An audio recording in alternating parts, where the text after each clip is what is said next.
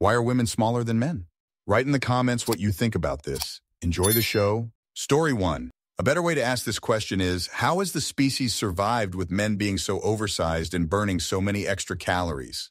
The answer is probably related to risk tolerance. Humans, like all mammals but to an especially great extent, have a disparity in reproductive commitment. I don't mean in terms of parenting, I mean in terms of bare-bones genetic survival. That is to say, there is one gestational sex and one non-gestational sex. This creates an evolutionary pressure toward an equivalent disparity in risk tolerance. A population in which the gestational sex takes the most physical risks is going to strongly tend to die out, even one in which risk tolerance is equivalent. But that doesn't mean that men are disposable. Far from it. Any human that has grown to adulthood represents a massive long-term investment of precious resources. It's advantageous for even risk-prone members of the population to have a decent survival chance, but being bigger and stronger so as to better survive consumes more resources, which is disadvantageous. There are two countervailing pressures. And when it comes down to it, in times of famine, there is one of the two sexes that the population can afford to lose more of. So somewhere in there, evolution reached a balance. If times are lean, one of the sexes is well equipped to go out and attempt something risky to improve the resource situation, to fight lions or raid another community or whatever. Maybe they will all come back triumphant. Maybe only a few of them will come back. Either way, the members of the population that absolutely must stay alive for 9 months at a time for population replenishment to even have a chance are all pursuing comparatively lower levels of risk, meeting their own lower calorie needs, dealing with a much lower resource burden overall, and thus increasing the chances of long-term survival for themselves and their descendants, who are also the descendants of the absent men. Of course, risk tolerance is a complex feature of psychology, influenced by many factors of which chromosomal sex is only one, and may in fact be comparatively small. Age, past experience, social conditioning, and the vagaries of individual temperament all influence each person's levels of risk tolerance. A young woman with a strongly optimistic outlook, a normal DRD2 gene, and life experiences that have encouraged her to be confident might be willing to take far greater risks than an old man with the D2A1 gene variant and who has lived through many disastrous past outcomes. It is merely a population tendency with some solid natural selection behind it. You can think of it as a little like the runt phenomenon, but reversed. Human populations have some members who are freakishly large and consume extra resources, and if times are good, they will bring in their fair share. If times are bad, and the ones with the highest calorie needs die of hunger first or get desperate and go out on an especially dangerous long-range hunting expedition, never to return, then the population still has what it needs to bounce back when better times come. Story 2. Centuries of mass rape, mostly during war times, raiding, pillaging, etc., or by individuals. Attackers went for smallest possible victims who couldn't defend themselves as well and often got enslaved to produce more children. Smaller children were more likely to be victims as well and produce more small children. This had an effect in men's heights as well, though not as much as women's. It's also the reason women's average height is slowly getting taller in a lot of places again after rape got recognized as a crime and stopped being so normalized and widespread. Then there's also the fact that nowadays a lot of men are insecure about their height and go after the shortest possible woman to feel taller. Story 3. It might have something to do with the roles each sex played in our early development. It is likely that males were responsible for hunting and protection. Being larger and physically stronger would work in their favor. Another thing to remember is that sexual selection played a role. Early women may have had a preference for a large, strong male. It may have been that large, strong men were simply more able to successfully reproduce because they could outcompete physically smaller men. It's likely to have been a combination of factors, but these are likely to have been some of them. Story 4. It's odd how many comments here suggest men prefer shorter women. I don't have any data, please do provide it if you have it. But it is interesting that the most popular type of woman culturally seems to be the tall but slim model type, often with an athletic type of build, and body fat verging on the less fertile end of the scale. This was very much the desirable female type in the 60s, 80s. Now we fetishize big bottoms a la Kim Kardashian. But it's all genetic, right? Clearly, so much of sexual pretense is culturally determined that we cannot really claim biological origins for a lot of it. But that doesn't stop the sociobiologists. Story 5. Well, gender dimorphism means you wouldn't expect men and women to be the same size. It's kind of mathematical, but basically, biological sameness among the sexes is an unstable equilibrium, and coevolution favors opposing evolutionary strategies. I think in most non-hermaphroditic sexually reproducing species, this naturally defaults to the female being bigger. Female can be seen as almost by definition the high-investment reproductive strategy, sex, and the male likewise the low-investment reproductive strategy, sex. Obviously, a big, energy-intensive body is one that requires a high-energy investment, so females are normally the big ones. But under some circumstances, the particular biological requirements of the organism can lead to evolutionary pressures favoring a smaller female and a larger male, like with lions or some primates like the great apes, including humans. Maybe you can view it as women being big for having wombs and stuff, but in great apes, the males are extra big for unrelated great ape reasons. Similarly, particular exceptional circumstances can lead to things like species evolving to have the males be the ones to get pregnant, like with seahorses. The females just leave the eggs inside the males and then go on their way.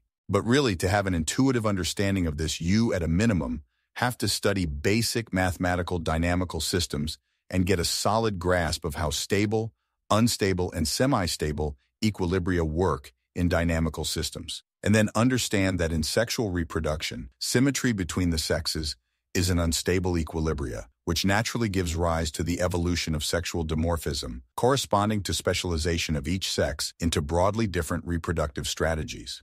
Story 6. As humans evolve bigger brains and gain more intellectual capacity, our speed of maturity slowed down to the point one person couldn't raise a kid. So females evolved in a way that would make males stick around for longer, which means becoming smaller and invoking the need to protect in males. I've read this some time ago, and I'm not sure how scientifically accurate it is, but it sounds reasonable enough. Story 7. No idea, but I always thought it was weird that most people think of women as the prettier of the species, but most other animals, the men are super pretty in color, or some kind of different way. Lion males have manes, male birds are more brightly colored, things like that. In the animal world, men are the ones who have to attract the females for mating, so we should really have more men makeup, brighter clothing, more products and such for men. Story 8. Simple answer is they like being smaller than men. Evolution is us listening to us. You'll have people telling you the moth with a tiger's face print on its back went through trial and error without any sort of conscious prompting by the ancestors of the moth. According to these people, either that moth's ancestors went through infinite iterations to find that pattern, or they beat probability. These people think consciousness is exclusive to a few animals. 10 years ago, these people would have said only humans are conscious. Life evolves at whim. Survival is the baseline. It's not the end goal. If it was, we'd all be crabs. No, we'd all be viruses. Who knows, maybe the moths have an excellent tattoo artist on retainer, and evolution decided having an easier reach to bite testicles off is necessary for the survival of women. Thank God they didn't grow teeth in their vaginas instead. Story 9. There are blue jays and cardinals that come to our bird feeder, and they are the same size and shape. There are only minor viscerions in their coloration. There are many animals that display sexual dimorphism, where the male and female are very different. The black widow spider has a much larger female compared to the tiny male. This difference can also be seen in gorillas, where females are 2/3 the size of the male. Story 10. In mammals, intrasexual competition is a big thing. Humans are a harem species where females prefer high-status males. In such species, male intrasexual competition results in larger, stronger males. One can identify a harem species by recognizing the size difference between sexes. You can see this in walruses, deer, mountain sheep, and you will not see this in random mating species like bears or lifetime pairing species such as ducks. So in harem-style species, the males often compete, and the winner mates with all the females, while the losers do not mate all. This can be observed in horned animals smashing into each other until only one victor remains. For most of human history, high-status males reproduced with many females, while low-status males never had the privilege of a female. This was true in China until 1949, and it is still true across the Muslim world and in much of Africa today. The Christian world bucked against this trend, and with the decline of Christianity in the West, we have observed a return to traditional human mating characteristics, women ignoring most men and fighting each other for the handful of high-status men. Story 11. I guess I'll be the only one to mention hormones. Besides the evolutionary and survival requirements everyone has been mentioning, men also produce substantially more testosterone than women on average, and this leads to denser muscles and bones sometimes, which by default will make men heavier, even if they aren't really tall. I'm slightly below average height for a U.S. male, 5'9", and walk around at about 185 with a fairly average build. but am literally 60 plus lbs heavier than all the women I know, with a few exceptions, obesity or just immensely pregnant at 8 months. We are quite literally just built different. Story 12. Males need to be alpha in order to be the one to win the prize and impregnate a female who is off the market for a very long time, 9 months or so, after she first becomes pregnant. Females need to be cute and pretty to attract said males and get the whole competition revved up and going. Now, I'm exaggerating a lot, and I'm also referring to caveman-era Homo sapiens, but at the end of the day, we are still cavemen deep down. Not much of this applies to today, unless you are J.D. Vance. Story 13. All humans start female before an in utero event decides whether to leave the baby female or start the hormone modification to trigger maleness. That's why dudes have nipples. Height and bone density increases in males during puberty. That's how. Why though? Everything that we've inherited from more than 10 generations back is in us because we are descended from those who had those traits. We are what we are now because their prototype version of it was successful enough to survive and breed. Genetic legacy is a bit like a trophy for things you didn't accomplish, just paying forward the accomplishments of your ancestors in the hopes that you or one of your descendants will live up to the honor of the trophies you and they were born with. TL.R. Dudes are bigger because dude bigness survived longer with more kids before we were born. Story 14. Because most women produce a specific protein more than most men, and this protein is affected by gravity. The more of this protein you have, the shorter you are. Shaq has less of this protein than most of us. This protein indirectly affects one's height via aminopeptides and complex formulaic acids that partially block the receptors to grow. They tracked it all down to a gene that can be turned on and off at birth. That's why we are all more or less the same height when born. This gene's name is called the listen to me bro gene. Story 15, crazy how nobody said it, but it gives the males advances when reproducing in the wild. Noticed with the wild colony of cats around my parents' house, most of the times the femcats didn't want to reproduce. How I know? Got woken up millions of times to their noises. I honestly saw very few female cats who embraced the heat. Even if in heat, some would still hide in our garden to avoid male cats. If the female cats were the stronger and bigger ones, I'm sure that I didn't have to take care of so many kittens. I fostered more than plus 150 cats. I'm done with them. I'm pretty sure that if human women were taller and stronger or superior, there would be less humans in today's society. Like in Norway, where women are equal, there are less births than not-so-equal women in Bangladesh. They survive in different ways. Story 16. The average man has 30% more muscle than the average woman. Combine that with being taller, having higher bone density, bigger lungs, bigger heart, and more testosterone, etc., etc. I'm a woman over 30, and I have seriously seen 12-year-olds be stronger than me. Despite that, men do also grow up in a world where fighting is much more normal than for women. Most women have never even been in a fight. Most of the women I know have barely even been in a fight with another woman. And the ones that hasn't punched someone with their fist like men does. When we fight like cats, with slaps and dragging by the hair. When men fight, they fight to hurt their opponent. I have been in a lot of fights with men. I truly have no chance to win. Men are much stronger than women. Other women might not know because all they know is from movies. Luckily, they never married a wife-beater like I did. Story 17. Women are made to last longer, as they need to live long enough to raise the kid to an age where it has a chance to survive on its own. If a woman bears a child, but the child dies, she did not fulfill the goal of passing her genes down the line. And bearing a new child takes a lot of time and energy, so it makes sense to try and keep the one already here alive. This is why women are smaller, have lower body temperature and less muscle mass, need lower caloric intake, can survive famine, and are less hormonal, which allows for less risky behavior. Men are made to show off in front of women, get selected by as many of them as possible for mating, and after that a man already fulfilled his goal.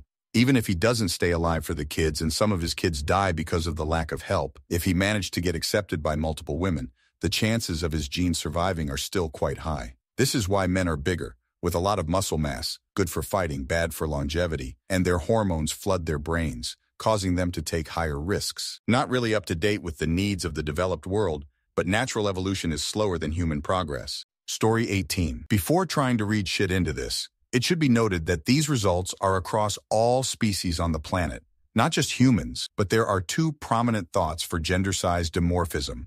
The reason one sex is a different size than the other. The common view is that being bigger and stronger is more advantageous for males than females, so males seize the advantage with resources more by force, mainly food, more easily and readily.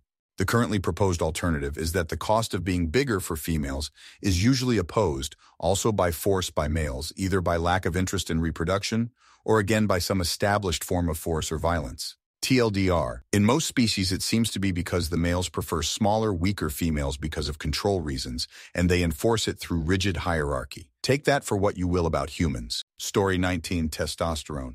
If you chop the balls off any male animal, you get the result of women. How do I know that? Dogs get their balls chopped off. Normally, they should be built and their bodies looking full. Comparing a male dog that had their balls lobed off and one that didn't, there is a clear difference. The ones that don't have balls, which is the source of testosterone to my knowledge, dry up and look thinner than they should. Now, the reason why human women look leaner thinner. That is because there is no reason to be bigger. Women don't biologically need the accessories to support a penis and balls. There is extra shit there with males, where it is non-existent on females. Edit. Oh yeah, and periods are a thing for women. Nutrition is carried through blood. Women lose blood every cycle, therefore losing nutrition, losing the very thing to keep body weight.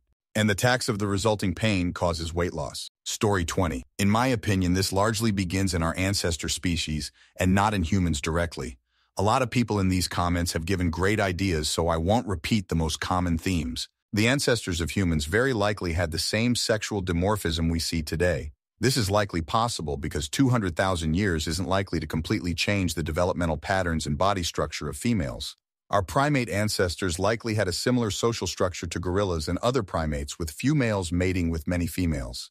This leads to the sexual selection described in depth here. I believe the differences are fully the result of social dynamics of our common ancestors, which led to further selection of traits to mate with more females or to have more offspring. Story 21. In many mammal species, males fight each other for the favor of a female. Most of the time, larger males win and get to procreate. Since males and females share most of their DNA apart from the X and Y chromosomes, you'd think these size and strength genes would also affect females.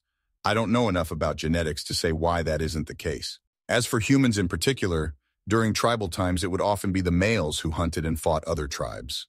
Larger individuals were more likely to survive these activities. Story 22. Because being larger is more expensive and riskier, in the vast majority of sexually dimorphic mammal species, males are in every way the risk-reward choice for offspring, and being bigger, stronger, and costing more food to sustain is part of that bargain. Similarly, males tend to compete directly with each other for mates, and this creates an immense evolutionary pressure to be physically larger. From an evolutionary standpoint, females are playing a very different game than males are, and everything about their physiology reflects that. Story 23. I have watched a documentary some years ago about this topic in question.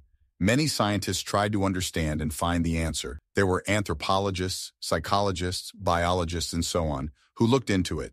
In the end, there was a baffling difference between the ultra-rich and aristocratic whose children are very tall, with almost no difference of height between genders, and the poor where women are very much smaller than men. So the conclusion was that the difference is caused by cultural norms. An example was made of a tribe in Africa where the mothers carry the babies on their back all day. When the babies are girls, the mother doesn't stop to feed the hungry baby in between working, even when the baby cries. If it's a boy, they stop everything they do and take care of the baby. The explanation of the mothers was that women must learn to wait, to stand back in their place. Women could be the same height as men, but society thinks they are not as important as men, so women get less care and food. So generations of that treatment caused the height difference. Story 24. You could go at it from an evolutionary perspective. Women didn't need to fight, and therefore they got worse at it over time, which is not true for other animals.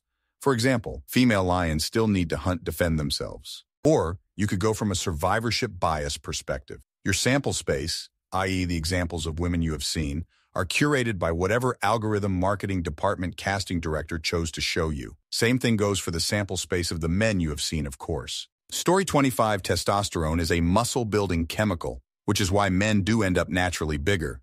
As for why men need testosterone more than women, historically, men were soldiers, hunters, protectors, and defenders in an ancient society. Small men did not survive as well as larger men. These roles were assigned to men due to their high mortality rate. Society needs women more than men to grow its population, so if men die en masse, but the population of women stays the same, the actual population rate of growth wouldn't take that big of a hit as long as the remaining men got busy.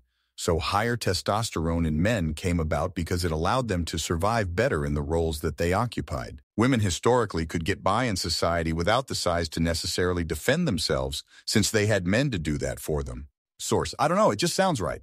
Thank you very much for watching. If you liked the video, like it. Be sure to write comments and share your stories.